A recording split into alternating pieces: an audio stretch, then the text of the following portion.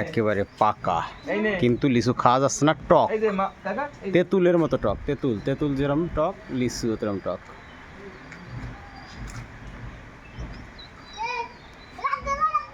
এই যে রিতম এদিকে আসো, রিতম ওদিকে এদিকে আসো। একেবারে নেবো তো, লিচু নেবো বিদায় তোমার সহ নিয়ে চলে আসছি।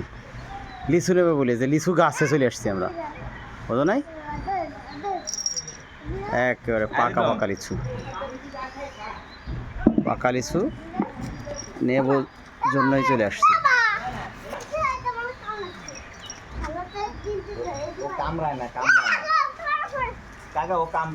একেবারে পাকা, সত্যি অসাধারণ অসাধারণ।